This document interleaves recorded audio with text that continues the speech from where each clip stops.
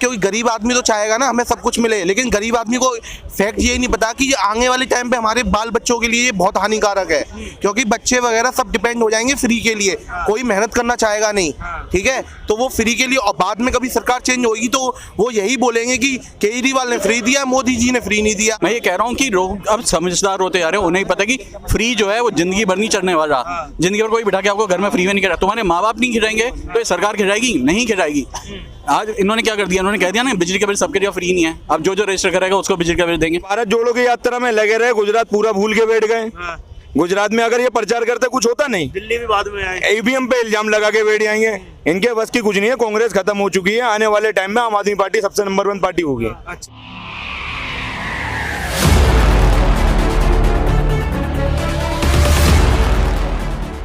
क्या नाम है आपका? मेरा नाम समीर है। समीर, आप किसको देखना चाहेंगे भारत का प्रधानमंत्री 2024? मैं तो केजरीवाल। पर सांसद कहाँ है उन पे? नहीं, आपने कहा किसे देखना चाहेंगे, मेरी अपनी थिंकिंग है केजरीवाल। अच्छा, सांसद जुटा पाएंगे वो, इतने लग रहे हैं। अगर जब आएंगे तो फिर सांसद भी आएंगे। हाँ। जब प्रधानमंत्री देखना चाह रहा हूँ तो सांसद में वोट भी उन्हें देना चाहूंगा। पिछली बार कोशिश की थी उन्होंने, दिल्ली में 7 सांसद खड़े किए थे, दोनों सेकंड नंबर पे रहे हैं, उससे पिछली बार भी सेकंड नंबर पे रहे थे। कुछ सीटों पे जो है ना, कुछ सीटों पर कांग्रेस की वजह से जो है ना तीसरे नंबर पे आ गए थे, वरना तो उससे पिछला जो 2014 में हुआ था 7 सीटों पे दूसरे नंबर पे थी आम आदमी पार्टी।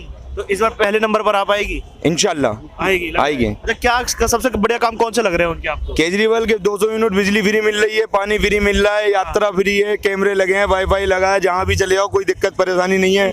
एक महिला घर से निकल रही है जो 3000 रुपए महीने की कमाई काम पे लगी हुई है चांदनी चौक में, और सीलमपुर से आने के लिए चांदनी चौक तक उसे 10 रुपए, 15 रुपए, 30 रुपए कन्वेंस देना पड़ता था, वो उसका बच रहा है। सबसे बड़ी बात तो ये है। पर ये चीजें गुजरात में क्या हो जाए जब गुजरात चुनाव के लिए जाते हैं? जब गुजरात में एक अलग माहौल था।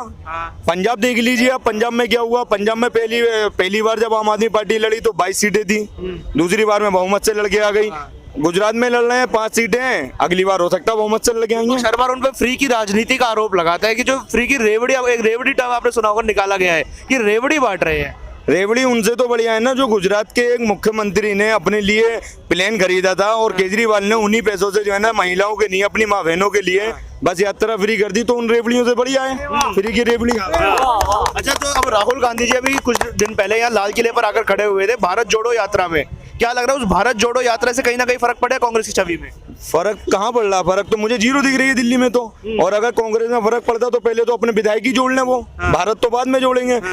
हिमाचल प्रदेश के अंदर सरकार बनने से बनते बनते रह गई थी उनकी।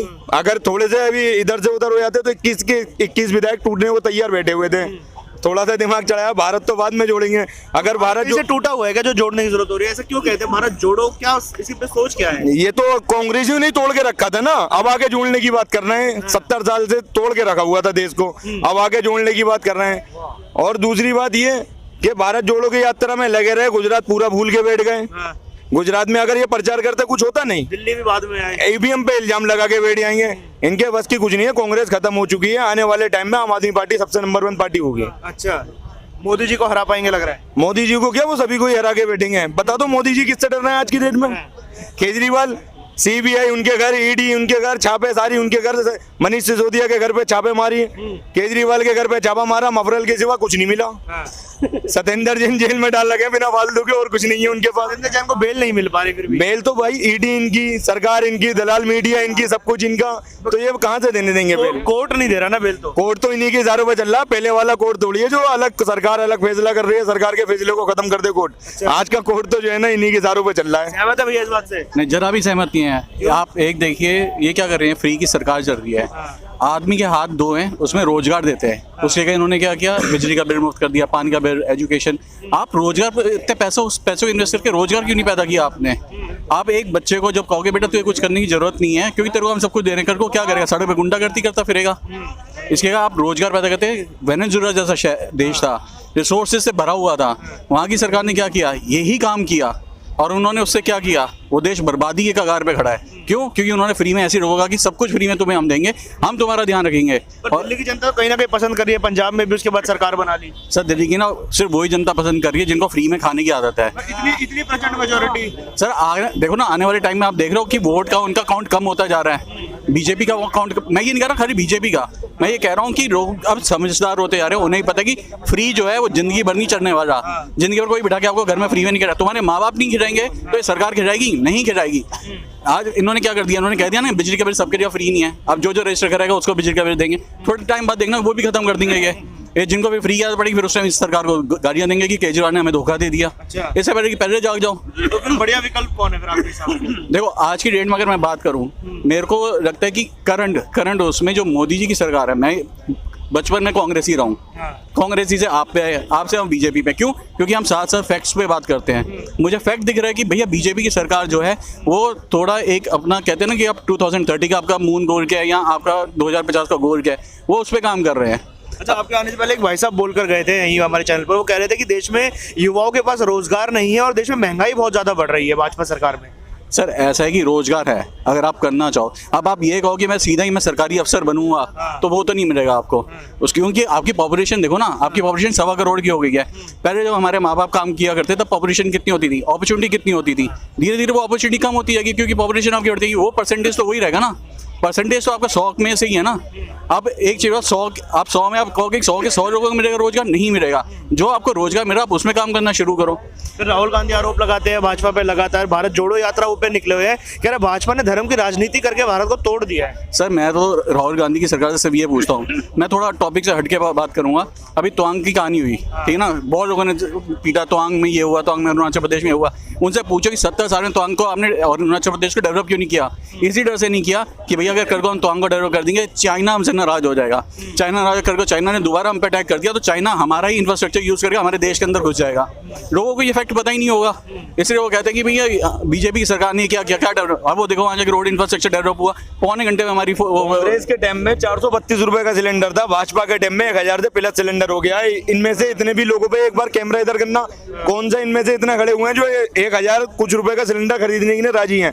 मुझे खुद नहीं खरीदा जा रहा, मैं दूसरों के क्या बताऊंगा। फिर ये बात भी तो आती है कि 2014 में तनख्वाह अलग थी, 2022 ईरानी जो है ना 432 रुपए में भी सिलेंडर उठा धरना प्रदर्शन करने के लिए तैयार थी।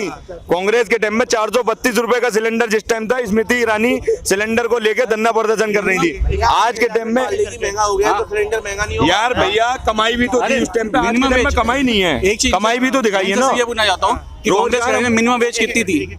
मिनिमम वेज कितनी होती थी कांग्रेस के टाइम में, और अब कितनी है? तो भैया आपको वो दिया जा रहा है ना। अब ये थोड़ी आप ये कहोगे कि हर चीज मुझे आप सब्सिडी में, सब्सिडी दे रही है गवर्नमेंट कहाँ मना कर रही है उन लोगों को सब्सिडी देने रोजगार से? का मुद्दा जो है ना वो रोजगार केंद्र के हाथ में होता है, दिल्ली सरकार के हाथ में नहीं है। दोनों के हाथ में। दिल्ली स्टेट की भी तो- दिल्ली स्टेट अकेला क्या करेगा जब केंद्र देने ही नहीं चाहिए? बजट मिलता है, दिल्ली बजट अकेला को कहना invest करना होता है। पूरे इंडिया का बजट उठा के देख लो और अकेले एक दिल्ली का बजट उठा के देख लो, इंडिया से डबल बजट ना मिले तो बात करना। पर फिर बात ये भी तो है ना कि दिल्ली में रोजगार निकाले ही नहीं गए काफी समय से। 2017 के बाद मनीष सिसोदिया ने कोई वैकेंसी नहीं निकाली। जब दिल्ली के अंदर एक मुहैया करा के मुखिया बिठा दिया एलजी को तो वो कहाँ से निकालने देगा? वो तो सरकार निकालती है। भाई साहब आप सुनिए तो सही, बिगर दिल्ली के जो है ना सरकार बिगर एलजी के फाइल को साइन करवाए पास नहीं कर सकती कोई भी कानून। 2017 के बाद से कोई फाइल भी नहीं गई एलजी के पास। भाई साहब 2017 में एक मेट्रो की फाइल रुकी हुई है, वो पास नहीं करने दी अभी तक। 17 लाख राशन कार्ड है, 70 लाख से ऊपर एक भी राशन कार्ड को अप्लाई करने के लिए मना कर दी, मंजूरी मना कर दी। मेट्रो तो केंद्र के अंडर में है। वही फाइल भेजी थी, उसने कहा था दिल्ली सरकार पैसा भरेगी अपनी माँ बहनों का, उन्हें फ्री जाने दो, पर एलजी ने उस फाइल को मना कर दिया क्योंकि वो भी मुद्दा मिल जाता। फ्री की राजनीति में अगर केजरीवाल की फ्री स्कीम इतनी बुरी है तो स्पेन वाले फ्री यात्रा क्यों करते हैं? स्पेन में फ्री हुई है।